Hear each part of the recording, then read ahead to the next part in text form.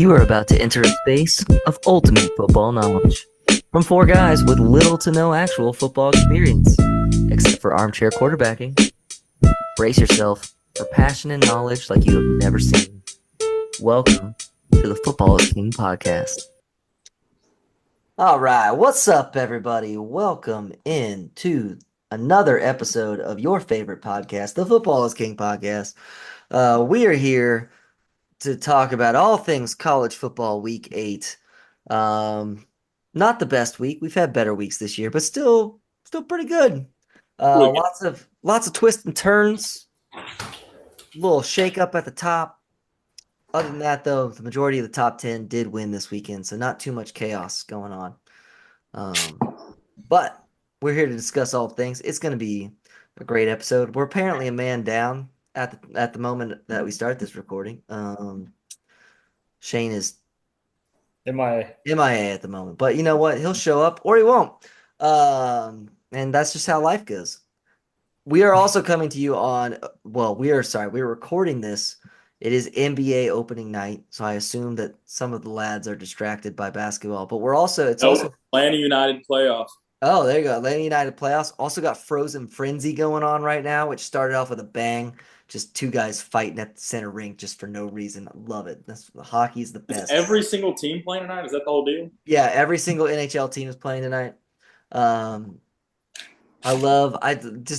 the best thing that happens in sports, in all of sports, in my opinion, is that the refs will just let the two guys fight each other in hockey. It's great. This is all I want in football. I want it to be chaos. Yeah, let them go till they get on the ground. Once they're on the ground. Yeah, once they're on the ground, obviously they got knives attached to their feet. We got to cut that out, but you got to break it up. Yeah. Hey, the Celtics are really freaking good. Dude, the Celtics are really freaking good, and they're putting it on. 10 threes in the first quarter. Yeah, it's insane. All right. Don't miss. But it is time to talk about football, and there's only one place to start in college football this weekend, and that is that Army and Navy just keep kicking everyone's butt. That's it. That's all I got to say about that. All right, now the real place to start. Army National Championship in Austin, Texas, where we got our full college football chaos event that happened this weekend. All right, we'll go through the whole aspect of the game, but we got to start with the water bottle scenario. What a complete shit disaster! Dude, you can't tell me he didn't the ref didn't look up at the big screen. Okay, so I have it. I have the whole thing. Okay, so if you go and you rewatch the scenario, okay, so the penalty happens, they throw the flag. The refs, announce the penalty to the crowd. Right. Then they enforce the penalty. They move the ball. They mark the ball. They start the clock. 9 seconds run off the clock, and then the bottles get thrown onto the field. Then, obviously, Sark is going over, I believe, like a minute and a half occurs between when the 9 seconds happen. They're showing the replay the whole time during those 90 seconds between when the 9 seconds ran off the clock, and then they huddle after they have marked it and the clock is run, and it's very obvious that one of the refs looked at the Jumbotron and marked it off and said it was very very smart by the guy doing the replay on the Jumbotron. Oh, for sure. You should keep that shit. Play it on loop. It's insane to me that you huddled up before the call originally, probably. Yep. They huddled. No, they did. They huddle. They enforce. Well, I guess the whole crew doesn't huddle like they did at the end, like when they finally decided to. But the white cap comes over, talks to the side judge and the back judge that throws the flag, and they're like, "Hey, pass interference, sweet, there we go." They enforce it. The line judge marks it off. Then I don't know what the official that sets the ball down on the hash mark is called. The ball marker. Whatever. The ball marker official puts the ball down. Then the white cap waves his arm, the clock starts, 9 seconds go off the clock. They are completely ready to run a new play. So it's crazy because it's like they ended up getting the call right. But the way yes, 100%.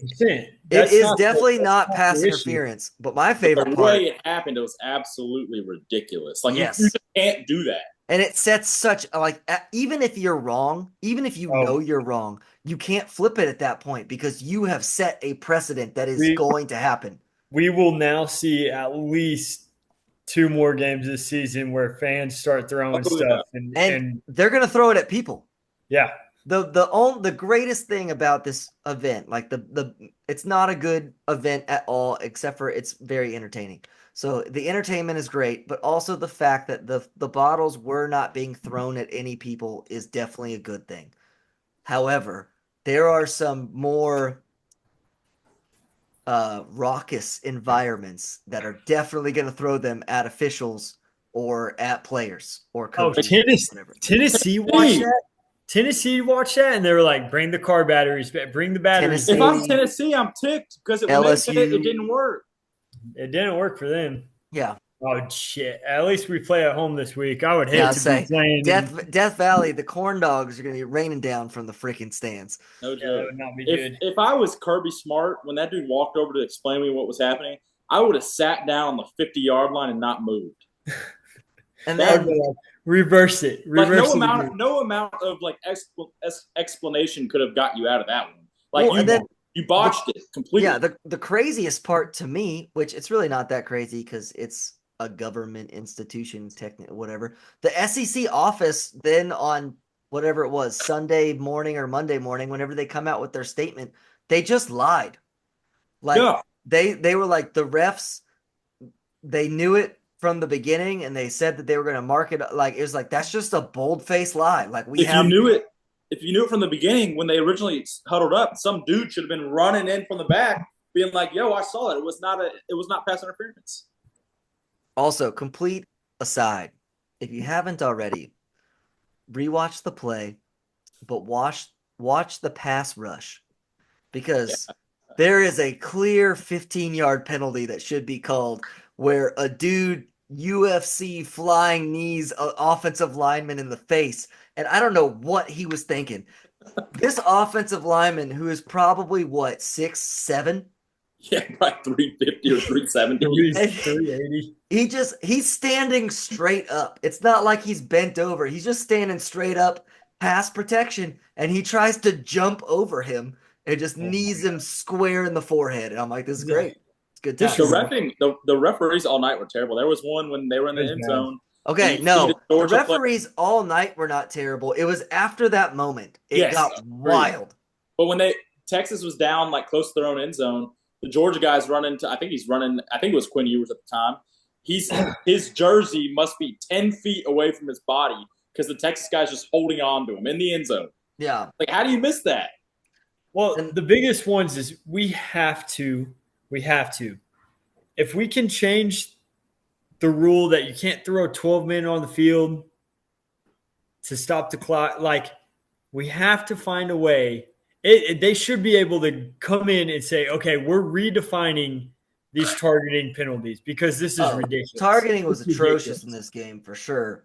Like what are you supposed to do if the wide receiver or running back lowers their head and hits you? Like you have to get leveled in the face mask. I was like, it just cracks me. The first one, it can't be safer. The first ejection on the white safety. I don't remember what that kid's name is. Yes. That one is the one that is just the comical one because they're like, well, he lowers his head to hit the receiver. And then if you look, both of their heads are exactly the same spot. So it's like on one that's like that, I want to see them say that's no penalty because they're both doing it. So whatever. Or offsetting penalties if you're going to do it that way, but don't eject the kids. The one where he hits him on the shoulder is also a terrible call. Well, he missed his head. But I get it on that one. I mean, I hate everything about it. But on that one, he is the only one that lowers and hits with the crown of his head. But if there is a play where they're both lowering the crown of their head, You either have to eject both of them, which is stupid and don't do it, or it shouldn't be a penalty on just one team. That makes no sense. Why is the offensive guy allowed to lower his head? Well, yeah, that's the thing is the offense is allowed to do it. So my biggest question for all of it is how how is it safer? Because it's for the defensive player to protect the defensive No, player, right? No, it's usually to protect the defenseless offensive players where Well, most they of them always come in. say, well, yeah, it's also safer for the defense. check both of them. How is it safer if I hit somebody and I have my head down? Right. So when you growing up, right, you're like trying to get your shoulder pad on the body, head across the chest or Yeah, across like the side. So you're getting low. If I have my head up and I hit someone straight on it's gonna and hurt I'm your leaned neck more. over, it's gonna freaking crank my neck back. We're gonna have guys freaking getting paralyzed on the damn I field. mean, also, someone asked Brandon Ayuk if he would rather have gotten hit in the head or the knee.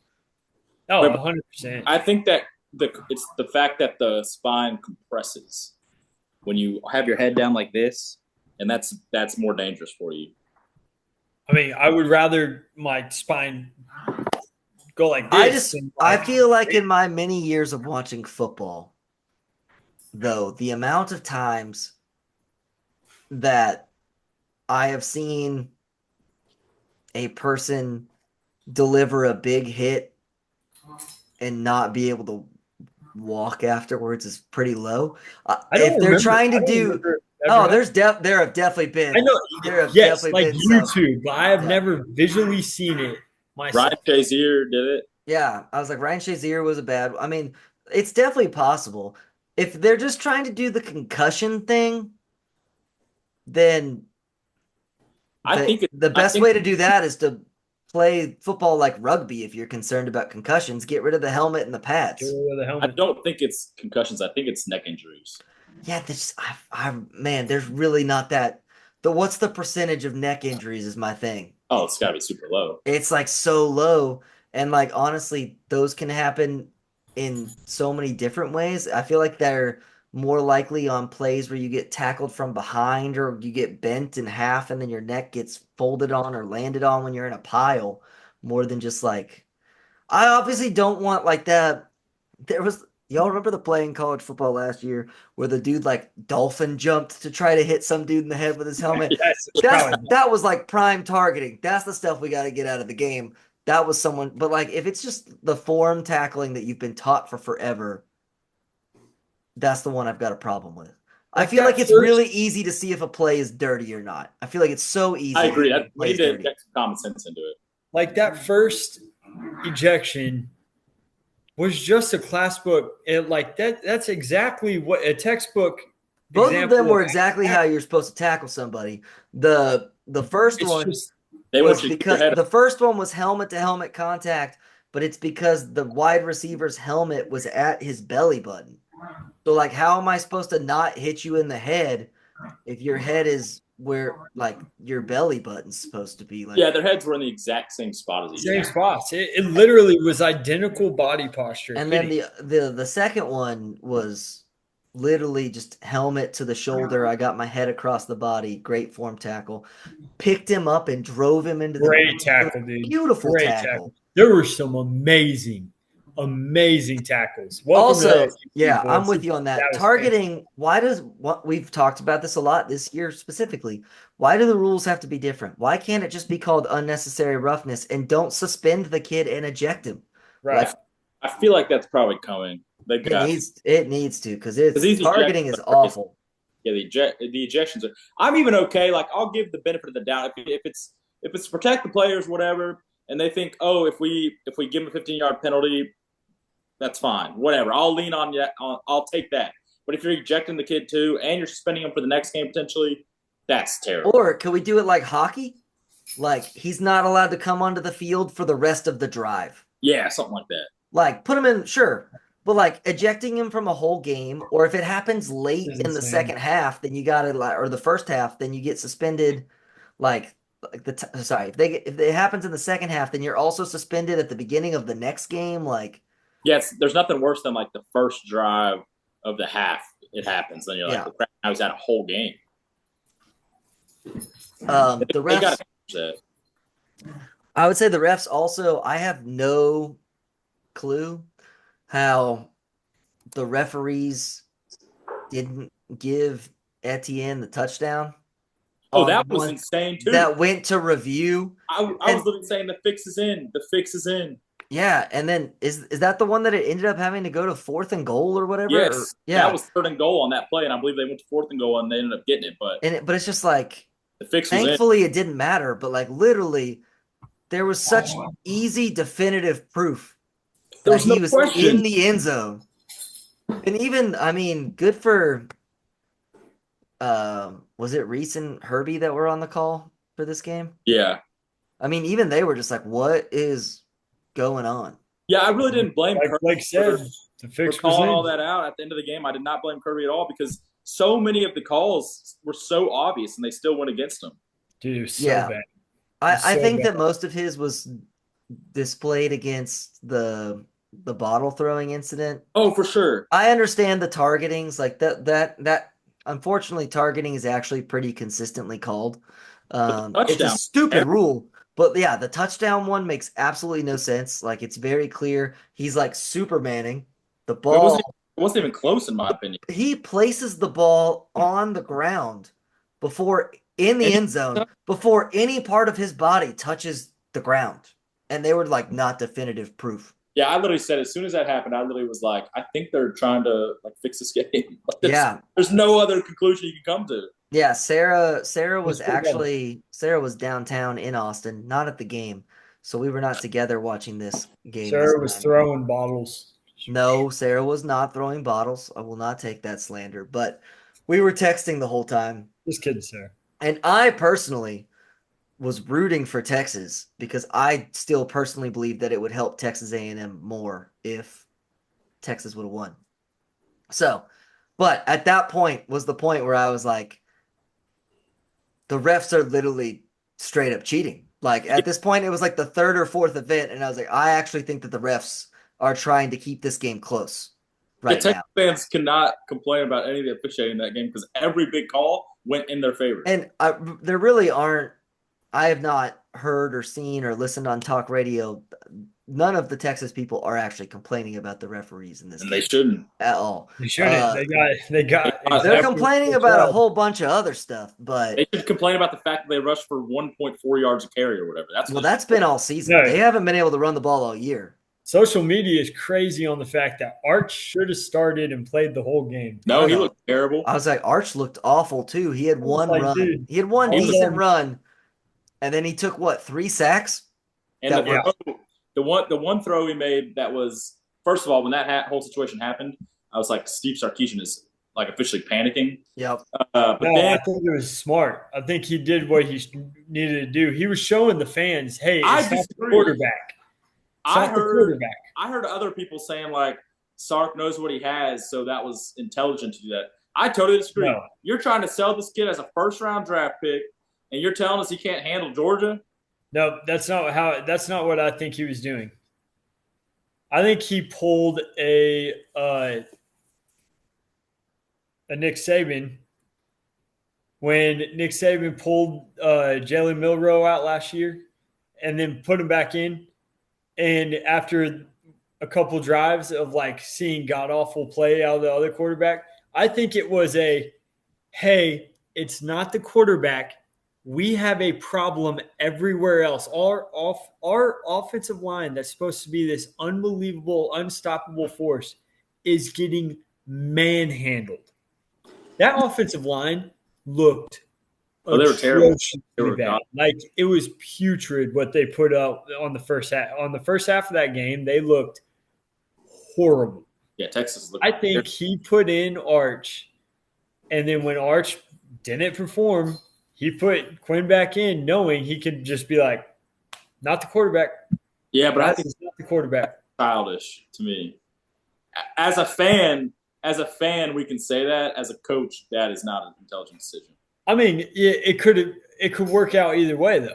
You put him in, and Arch comes out and looks like a god. Yeah, then you're a genius. Don't you rattle? Isn't Quinn a little rattled then? Like, oh my gosh, I just got pulled. No, Yeah. you're telling your guy, hey, we got to change something up, change your pace, do something. Yeah, but I actually don't mind it. quarterbacks are a sensitive bunch. I feel like you just risk rattling him a little bit. I don't know. I thought it was a dumb decision.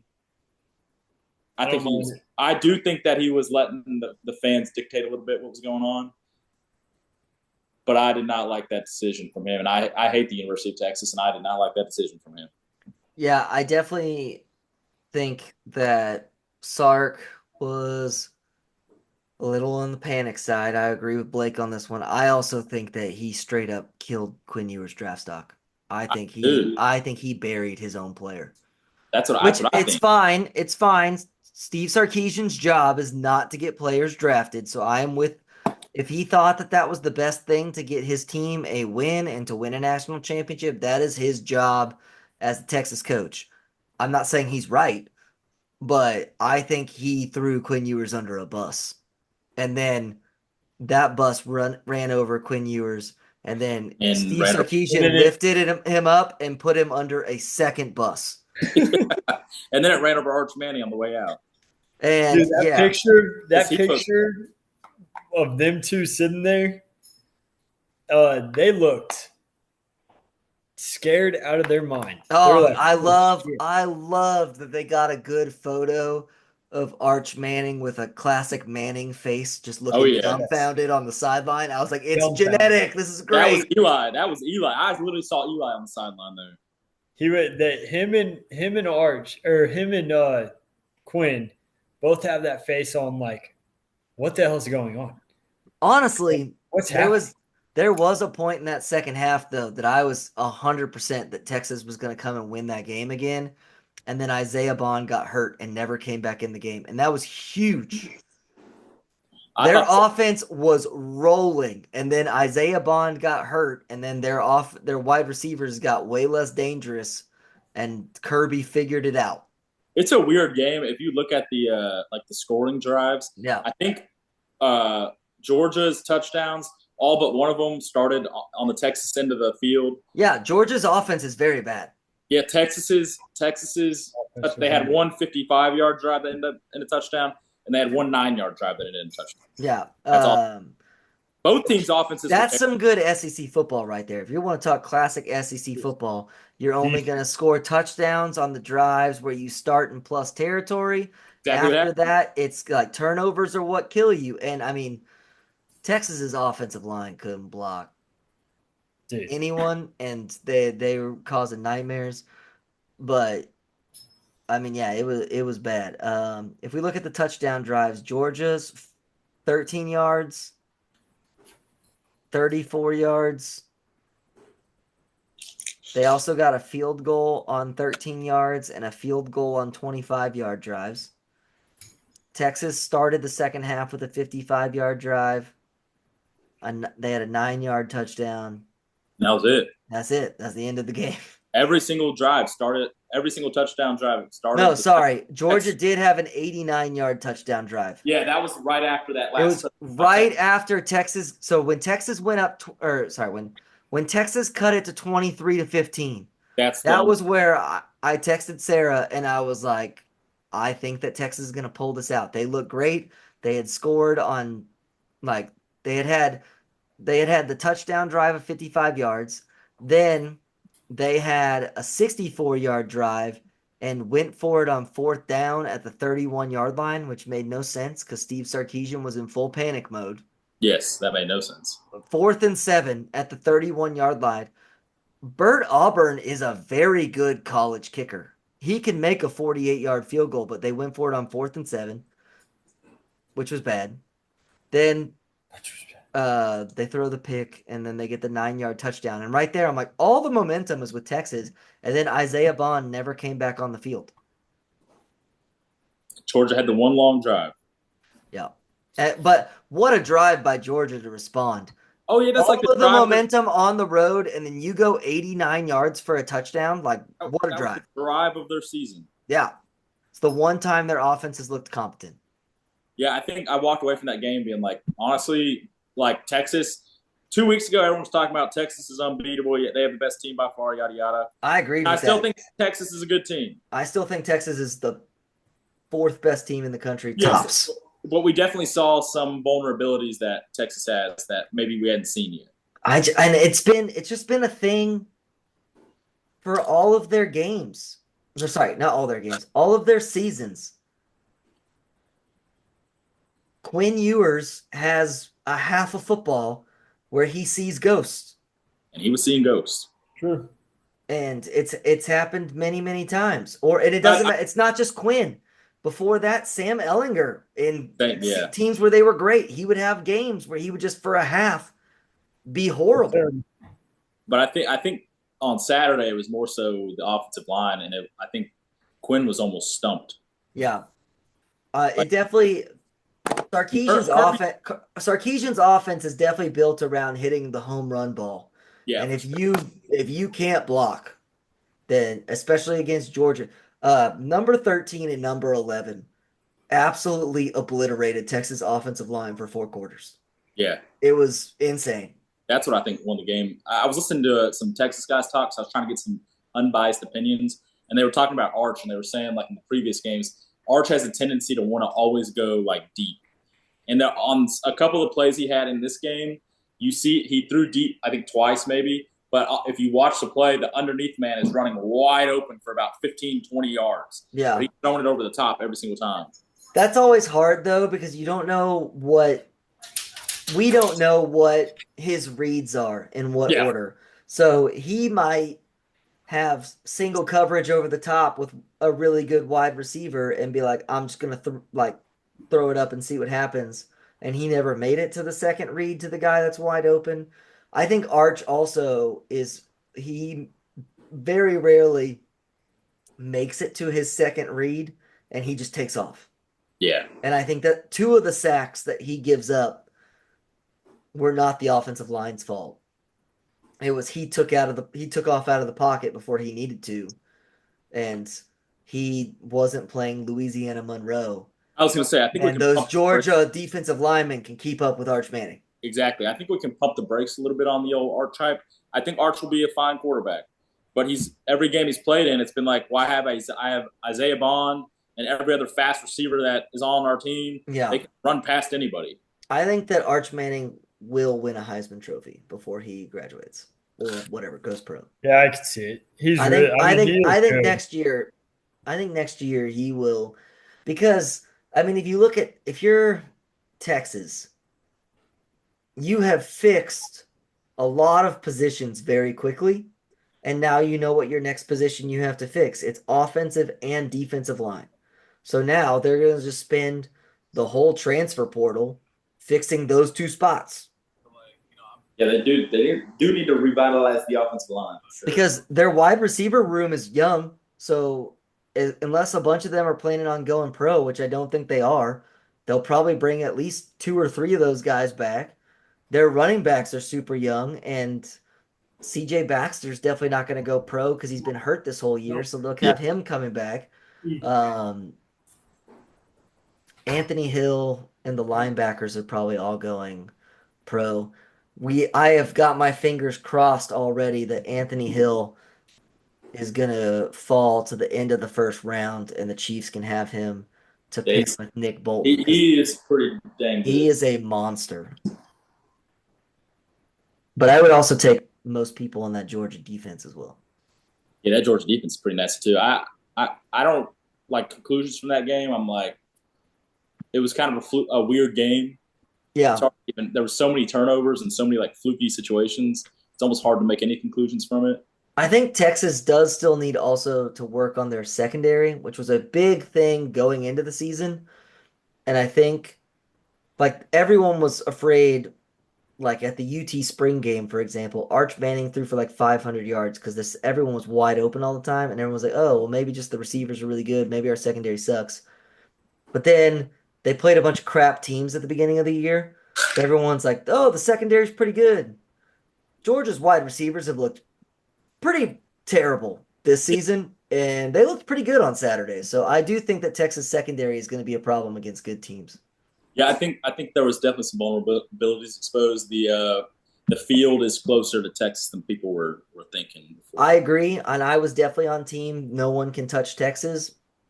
It's possible that them playing one of the weakest schedules in the NCAA It's happened again. them a little overbladed or like overflated what we thought. I still think they're very good. They are so good still. Oh, I agree. I agree. They're good. They're probably a top 5 team, but they're definitely closer to the field than most. I think these teams, and it's not even Texas's fault because they scheduled people that they thought would be good, and they Yes, not good. But they hadn't played a great team all year. they got lucky with their SEC schedule.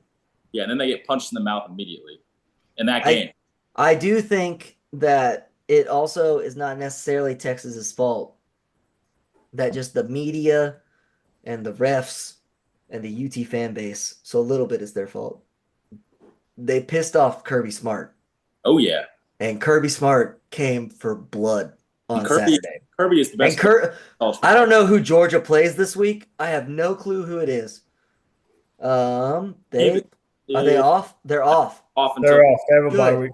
Good for them for having a bye week because I would feel so bad for whatever team has to play them next because Kirby would go out there to just shut the SEC and the refs up, and he would just be out for blood after what happened this week. They have a tough schedule coming up too. Yes, they do. Because Florida's looked better. I mean, Florida's okay. Let's pump the brakes. Florida's 5-2, aren't they? They're still not that good. No, they're not. 4-2, 4-3. Florida's not. Didn't they lose like their first 4 games? Oh, they're 4-3. I'm an idiot.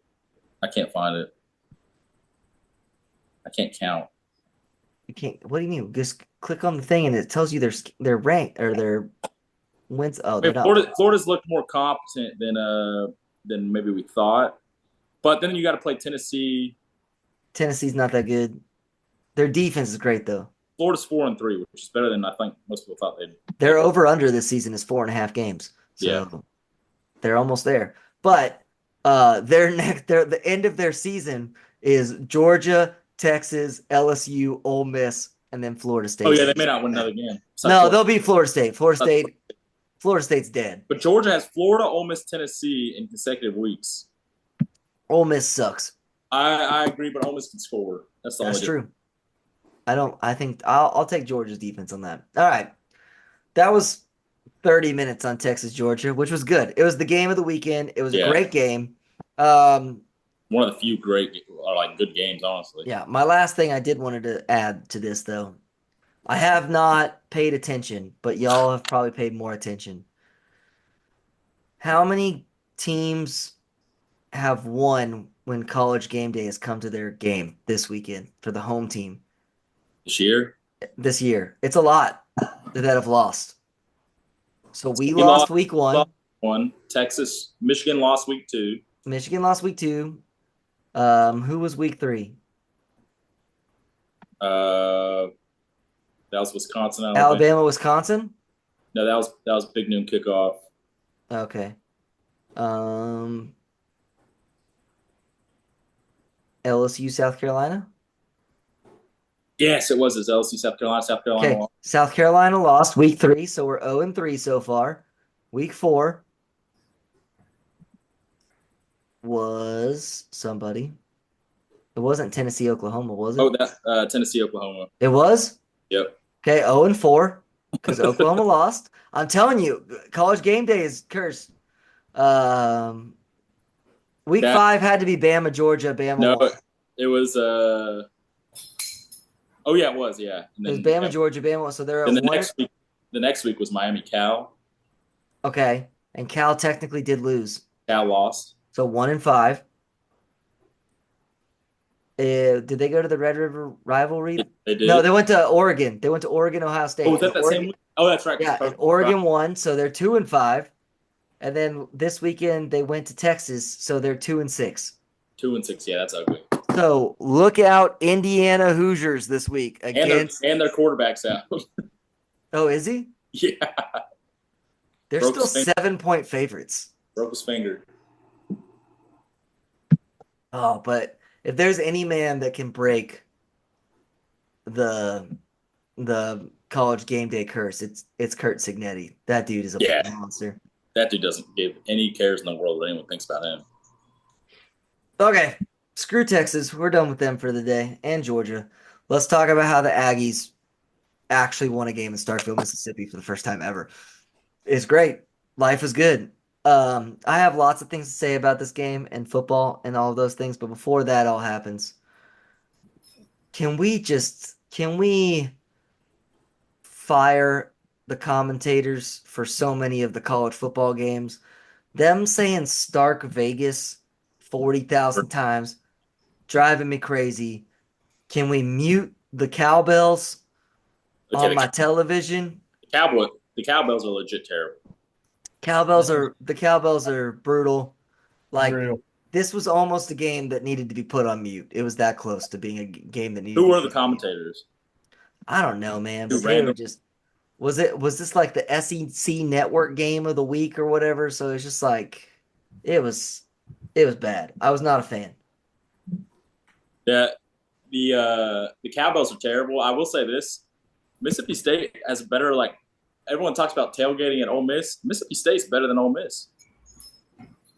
It's so much bigger, That's good to and know. the stadium is so much bigger.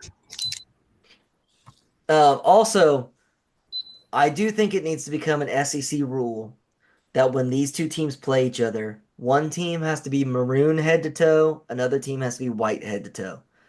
Yeah, it was almost tough to tell Oh sometimes. my God, that was annoying. It's Yeah, the the State like of Maroon. it's the same maroon, which maroon's a great color, but we need this just needs to be the game if we're on the road. I like A&M's white on white on white jersey. Just this is the week that you do it. I know that we usually only do it when it's a night game, but who cares? Like when you play Mississippi State, they need to go. Mississippi State, if it's at Mississippi State, needs to do their classic maroon helmet, maroon jersey, those gray pants. That's fine. And then we need to go white all the way down. I agree. It would actually be a sick uniform matchup if you did that. And then Mississippi State has a white all the way down, and we have an all maroon Maroon. jersey, and we Yeah. need to do that when we play it in College Station. That just needs to be law. Yeah, because it does get a little confusing when they're wearing separate, like they're alternating colors on pants, jerseys, and helmets. Yeah, literally the commentators got confused. It was great. It was quite comical. Um, and maybe, just maybe, all the color matchups is why Connor Wigman struggled a little bit this week. He couldn't tell who was on his team or not. He was trying to throw the ball to the wrong team the entire game, and thankfully Mississippi State can't catch a football. Yeah, there was at least two pick sixes that should have been taken to the house. Yeah, and they And weren't even dropped them. close. They Yeah, were they bad pick sixes. Thank God they dropped them. Yeah. I think I had it pulled up, but then I clicked away from it. This Van Buren kid that was not supposed to be their starter is way better than their starting quarterback. He's actually he's pretty good. And he's a Oh yeah, no, he's gonna true be good. freshman, redshirt freshman. I think he's a true He's a freshman. true freshman. Like, yeah. Maybe Mississippi State's coach not that great of evaluating talent. The 'Cause he other Shapen, isn't that his name? Sharpen? Shapen? was Shapen starting. Was he hurt or something? Yeah, he got hurt early on in the season. When Mississippi State was terrible and losing to Toledo by 40, Shapen was the quarterback. Yeah, Now he's hurt, and this Van Buren guy's come in, and they've played decent against Georgia. Like they're scoring points with him as quarterback.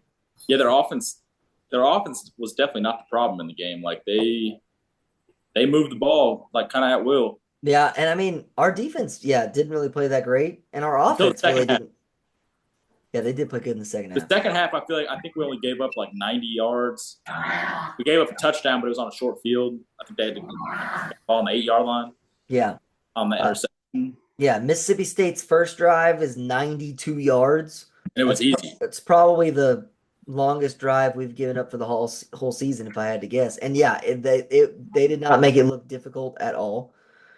Um, then yeah, we got some, interceptions and stuff in there, which was good. Our offense, I feel like our offense played well in the first half. Like we had 4 possessions. We scored on 3 of them, and Wigman threw a pick on one of them. Yeah, the picks But were we only just, had 4 possessions, so the picks were just so ugly. yeah, they were very ugly. Honestly, the defense on both sides wasn't great in this game. There was a lot of really long drives. Yes, the So first half. neither team really had the ball that many times, but they were pretty much scoring on all of them.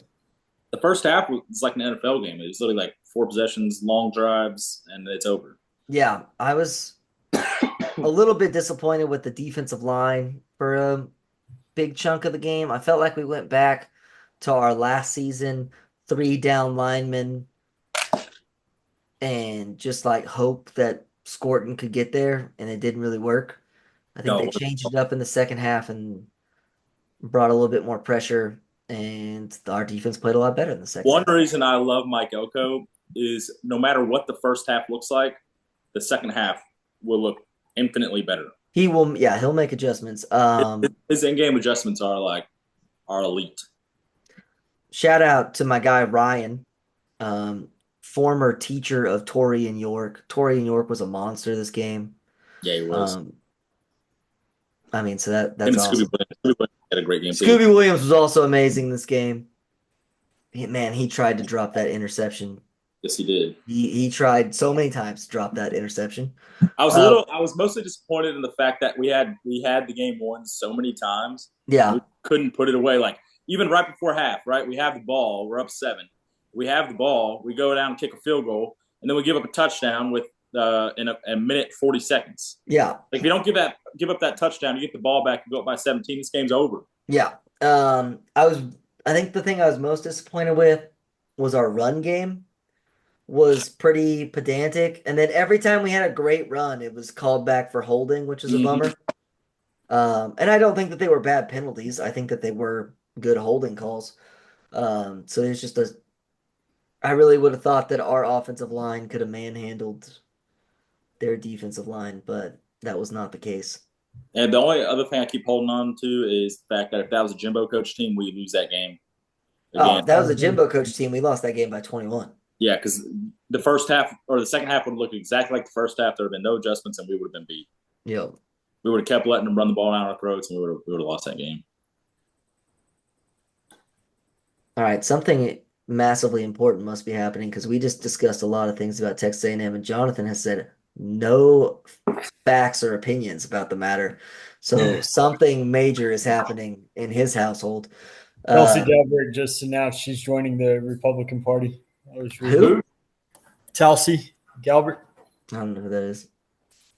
She was a Hawaiian congresswoman. Now she a Democratic congresswoman. She flipped parties. She joined Trump's team this week or a couple of weeks ago. Okay. I was also looking at recruiting stats for Kentucky basketball. So our first game's tomorrow. Not the first game, right? Is it a scrimmage? Yeah, first game's tomorrow. Who do they play tomorrow? We have Kentucky Wesleyan. It's like a D2 school. Okay, so it is a scrimmage. Yeah, because it don't start for another. The regular season don't start for another 2 weeks. Yeah, we played for. I think November 4th is the first day of the actual season. November 4th is their first day of. It's like preseason games. That's unfortunate. That would be so awesome if it was like the day before. While we're in Shreveport. Right. There's good games that night too. Yeah. Yeah, they always start. We'll be home by night. Oh, for sure. I didn't really have too much else on the A&M game actually. I thought it was great to win. Still in first place. It's a good win. This week is absolutely huge. This week is massive. I was looking ahead. The whole game I was just looking ahead. I was just like, all right, let's just get through this game. I don't care if we win by 20. I don't care if we win by 7 or 3. I just want to get to LSU. It was one of those games where, like, you never felt like you were going to lose it, but you could never put it away either. Yeah, facts. Which would happen a lot with Jimbo, and we would lose those games. So, to Mike's credit, we're winning. It's going to be all about how we can defend the pass against LSU. That's what it's going to be. Yes, it is. And they do not run the ball, and they will try to pass for 1 billion yards. Their quarterback has thrown for 3 times the amount of yards as Connor Wigman has this year. Now I understand that Connor hasn't played every game, but We also run away. yeah, he has thrown for 2,000 yards, and Connor Wigman has thrown for 700.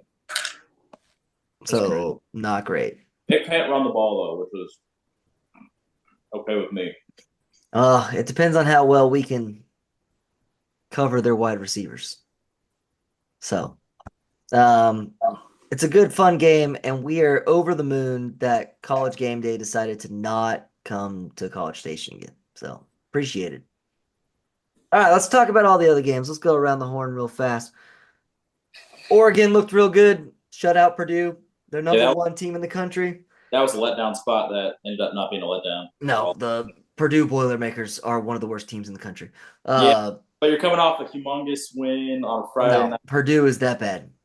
Purdue is an FCS team this year. Still classic letdown spot. Yeah. Oregon is definitely not the best team in the country. Agreed.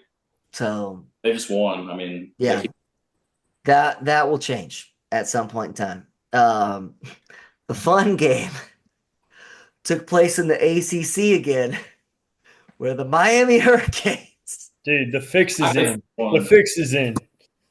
I know Austin fought really hard to say that the ACC was not fixing these games. No. Now Austin's on the side of that is not true. This is bad. It was the very first game, and I still stand by that. The first game, it's pretty bad. It was not a catch. I will still stand by that. I understand, but it's another situation where they actually maybe got it right. See, I don't know if they got it right on this one though. I straight up think that this is the classic empty hand, and then his hand pushes it forward. I don't think that his arm has moved forward. I also think, and once again, we don't know if these are the same angles that the referees were seeing in the replay booth. They really didn't give us a good angle of that play where they slowed it down enough. I felt like they just kept playing it at full speed, and I was like, what are we doing? Give me the slow motion. I feel like the fix is in. I missed it. I couldn't watch it, so I totally missed it. It was bad. It was another close play, but I immediately was just like, this is clearly a fumble. And it was called a fumble on the field, and then they overturned it, and I was shocked. What's crazy is this is 3 weeks in a row where these games, or not in a row, there's 3 games in 4 weeks where the game is in the like anyone can win this game. Yeah. Like Miami's coming back. Miami was ahead, I believe, at the time. But they're up by 1 touchdown. They're up by 1 touchdown. Yeah, 1 touchdown. And the problem is every single one of these calls, they go to review. They bring on the analyst, right? The officiating analyst, and that guy confirms the call. He's like, I don't think you can overturn it. I think it's a fumble. Yeah. And then all the broadcasters, no, that's a fumble. His arm's not moving forward.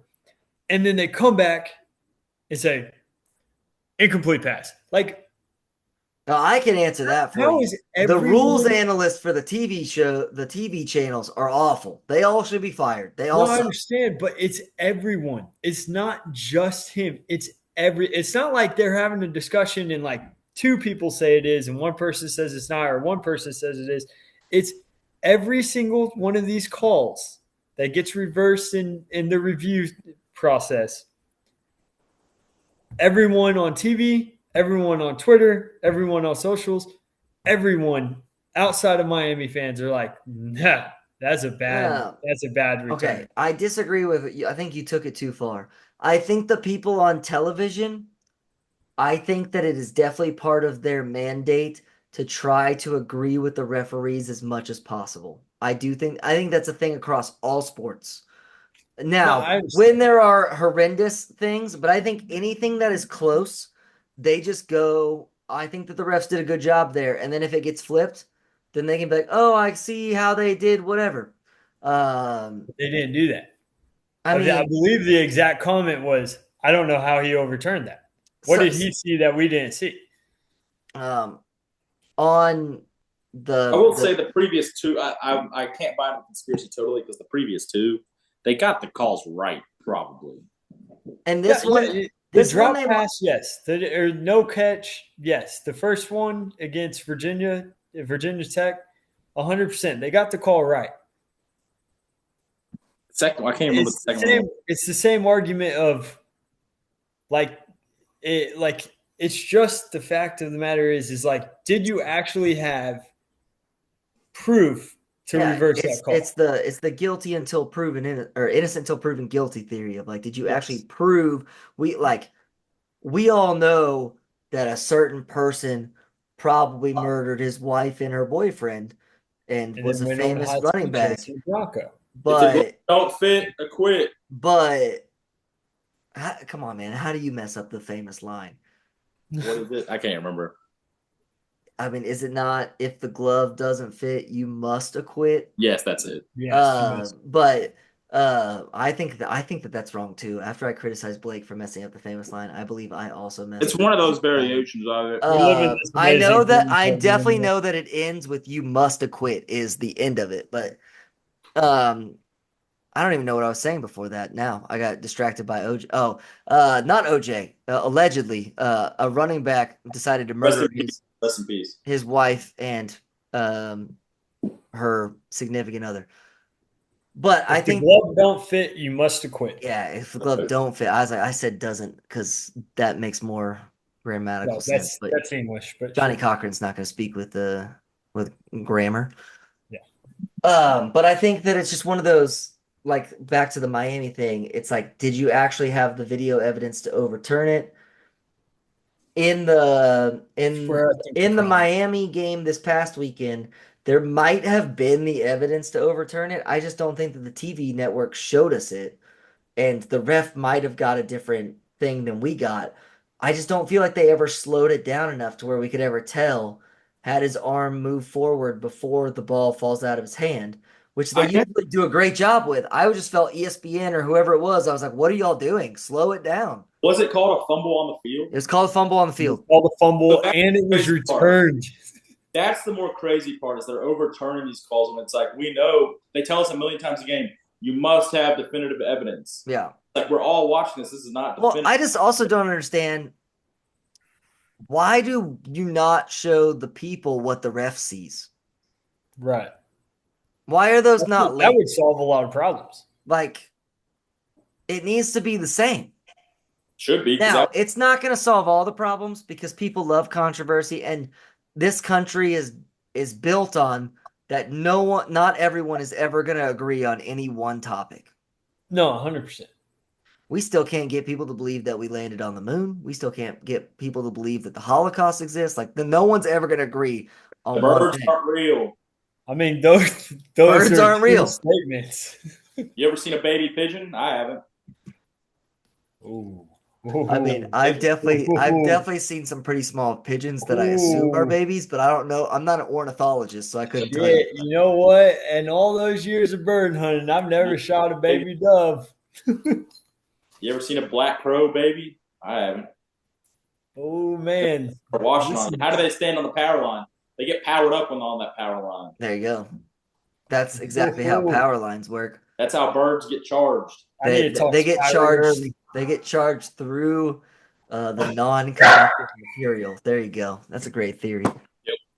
Me and the UPS driver at work were discussing it the other day.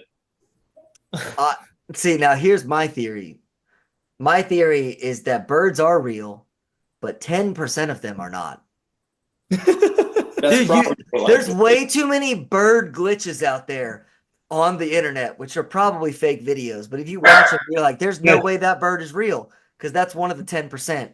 But they hide it because that's how you can't have 100% of birds are fake.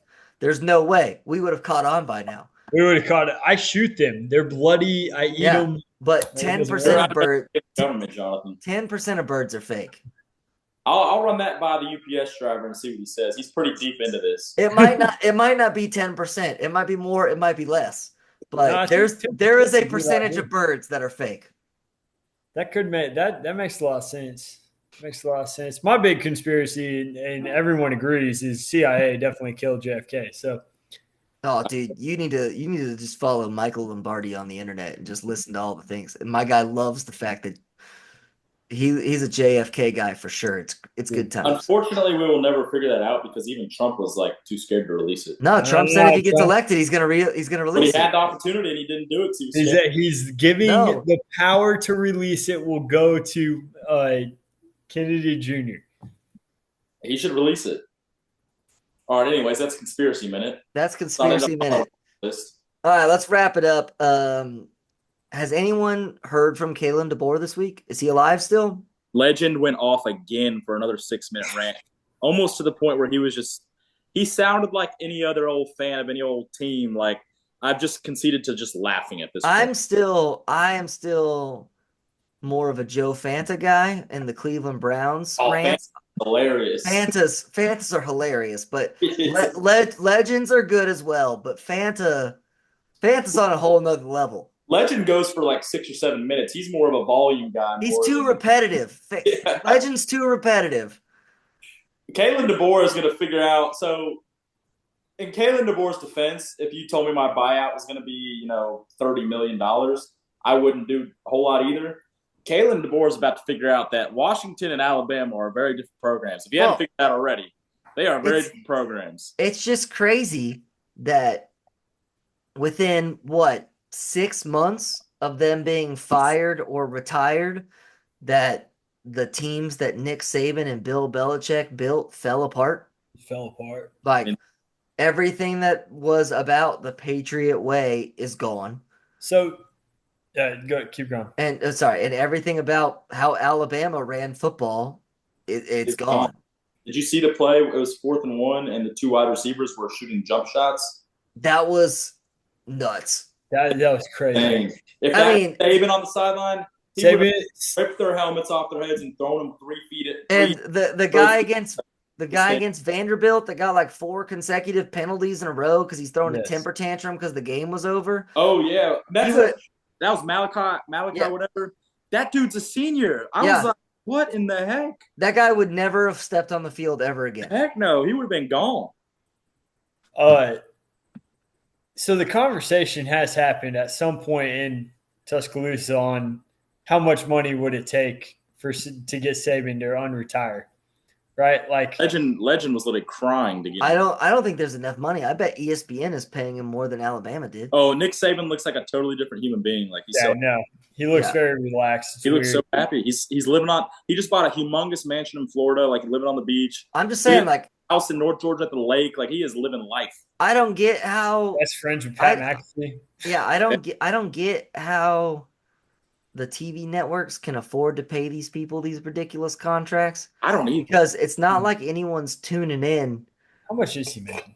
To watch that. But like, how is Tom Brady making like $300 million or whatever the number is? That doesn't no one watches a football game because Tom Brady is commentating. They watch the game because he's just got the best game of the week. In fact, I would much rather Greg Olsen be there. I always make sure that whatever game Greg Olsen is commentating, that's the one that I got the sound on.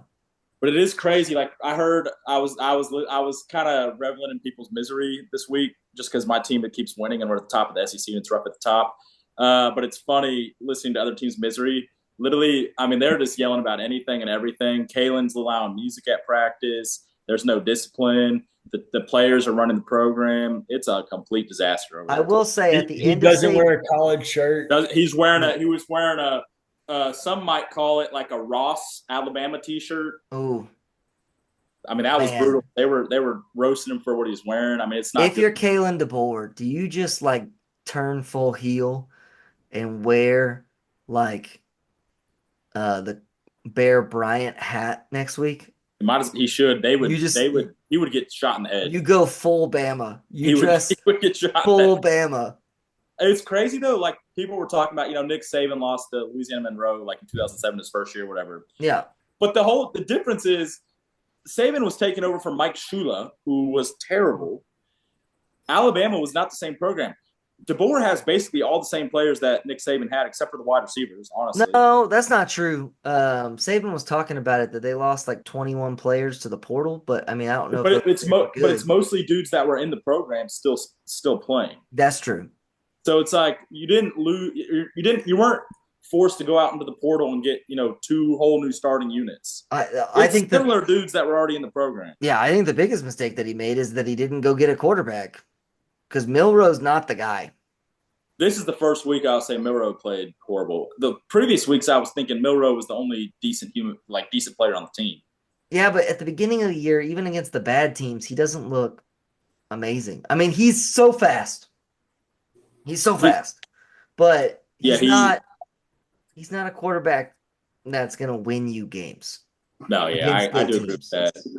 I think something culturally has shifted in that program, and it's not. Yeah, it's NIL, man. That program has gotten hit the worst by just like for sure, I agree with that. These players don't have the hey, I have to, that hunger and that competing competitiveness during practice where it's like I have to like play for my spot because there's 3 5-stars sitting behind me. So I'm, the senior, but like this Nick Saban will put this freshman in over me if I don't have a good week of practice. That's gone. Because they're like, I don't care if I don't play. They're paying me $3 million to be here. Yeah, it's almost like I don't like before. It's like if I want to have a chance in the NFL, I got to get on the field. Yeah. So in order to do so, I gotta play hard. Now it's like, I'm good. I got my $3 million. But yeah, that's I have a feeling that may get a little worse before it ever gets better. We will see. Nick Saban makes $500,000 a year as a advisor for the University of Alabama this year. Oh yeah, he'll be on $41,000 each month.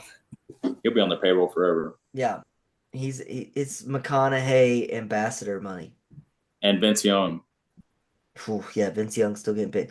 So I was thinking about that actually. Sarah and I were talking about this yesterday, and I was just like, "There's so many guys that play college football. They're like, this is their moment to make money." Or like, we were talking about the Tua thing, which we'll talk about more on tomorrow's episode. Of like, why would Tua come back and play? Because he's already got a bunch of money, generational wealth, all of these kind of things. But like, I kind of get it because like, what are you gonna do next? You can't go get like a normal 9 to 5 job. You're not qualified for any of those things. None of these football players have a degree that is like gonna help them get a normal job. So either your thing is you're the Vince Youngs of the world, where you just live off of your college status and that the university just thankfully continues to pay me. But like, what does Vince Young do if Texas stops paying him money? Well, you better hope they keep paying him.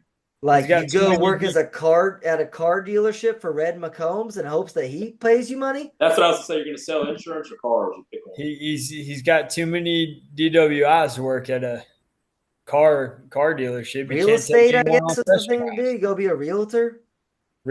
Option. You can do like commercial real estate. But I mean, like, those require a commercial real estate requires like a great degree. You got to have your master's for that. So like, you're going back to school.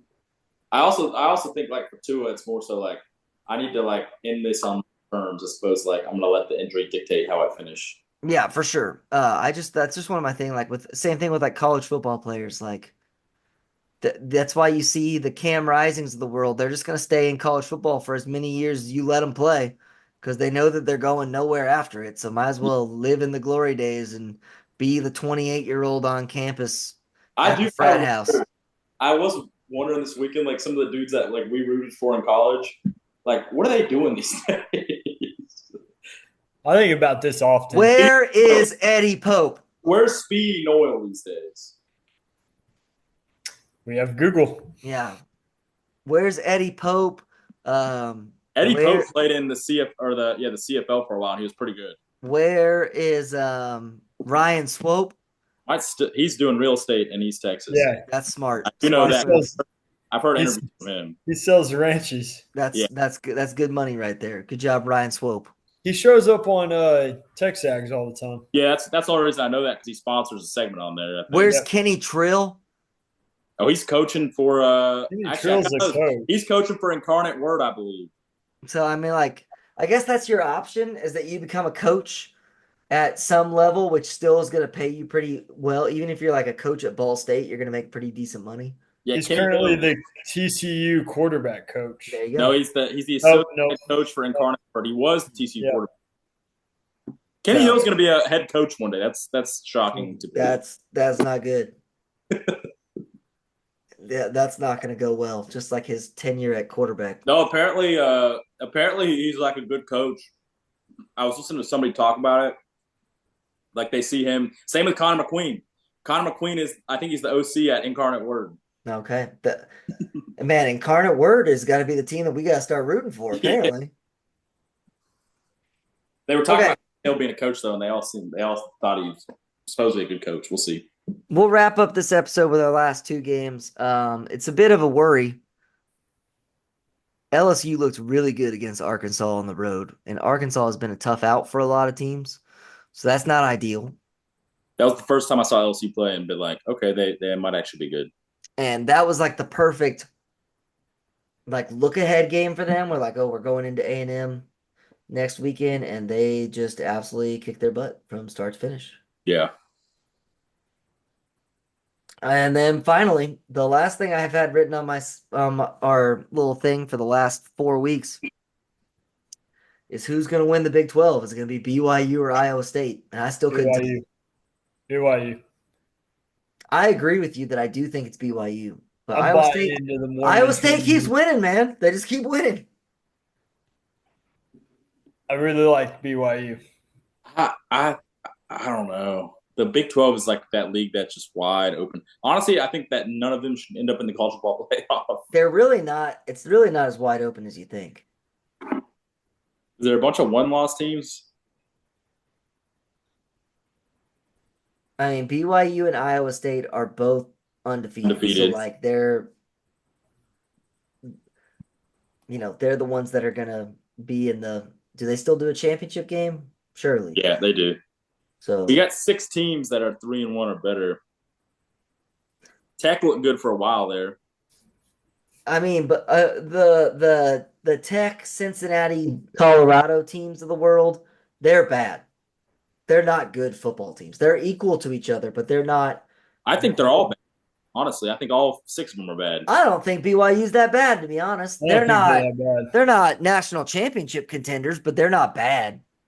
They're going to score points. Bad may not be the right word, but in the grand scheme of things, if you put that team in the SEC, they'd probably win 2 games. No, I think that I think Tech, Cincinnati, and Colorado are bad. I think K-State is bad. I think Iowa State and BYU are slightly above average. Yes, I can roll with that. So you know what? The Big 12 is always great. That's a great college football conference right there because they embrace the chaos. It's fun to watch. And so I'm intrigued. Somehow, here's how you know the Big 12 is crazy. BYU is 7-0 and ranked 11th in the country, and they are 1.5-point dogs to UCF, who are 3-4. That's the Big 12 for you right there. They're 1-3 in the Big 12. And that's a great transition into our gambling segment because we got people that took BYU this week because that's the rat line of all rat lines. We're all pretty even throughout the year. Shane and I both have 10 wins. Blake and Jonathan have 11 wins. And that's how it's going. This week, Shane probably wrote down his picks, but you're not going to hear him on the podcast. But I'll just rattle them off for us. We're getting hot at the right moment, which is good. We're trying to get hot before we go to Shreveport, where we're going to put the money on the line. Going to spend the big bucks. We're going to bring Sam's Casino to his knees. Come on. I asked my brother-in-law who went to Shreveport for his bachelor party like many, many years ago, and he did say that Sam's had the best sportsbook. Well, no, not sportsbook while he was there, but just like for outside of sports gambling, if we did any other gambling, that they were the best at like they would give you like 2 or 3 drinks at a time for free while you're at the table. And I'm like, Perfect. Sam's. I'll do that in a heartbeat. Sam's where it's at. Also, I'm excited to go to Louisiana just for the food. I will never forget driving to Tuscaloosa, Alabama to watch us lose 59-0. And we got shrimp at a gas station. And it might have been the best shrimp I've ever had in my life. I think that was a James special there. Yeah, it was good. Gas station fried shrimp, and it was delicious. That was good. That's All fun. right. Here's our picks for this week, though. I'm going full NFL because if you've been paying attention in the NFL, which means this week I'm going to get crushed. Whoever you think is going to win the game, they're also covering. So I think that the Bills are going to win this week. I think the Packers are going to win this week. I think the Texans are going to win this week. So I got Bills -2.5 on the road. I got Packers -4.5 on the road in Jacksonville. And I got the Texans -6 against the Colts because I think Anthony Richardson's going to play and I think he sucks. Jonathan is on BYU +1.5. He's also taken the Falcons -2.5 because the Bucks' entire team got injured on Monday Night Football and it's a short week. And Jonathan is going to be supporting those Texas A&M Aggies this week -2.5 against LSU. Blake is taking the Vikings -3 on Thursday Night Football. He is also riding with the Falcons -2.5. And then Blake is not falling for the rat line. He's actually doing the fade the rat line. He's going UCF -1.5 because Vegas must know something. You can't trick me, Vegas. I'm lost for words on that. That line is crazy. That line is a bit on the wild side. All right, but that's going to do it for us this week. We were a bit long in the tooth today, but that's okay because it was good to talk about Texas Georgia. It was a great game. Hopefully, it's going to get us all the clicks this week. Please continue to like and subscribe. We appreciate all the things that y'all do for us, and we will see y'all next week on the Football's King podcast. Have a good one. Kick 'em eggs.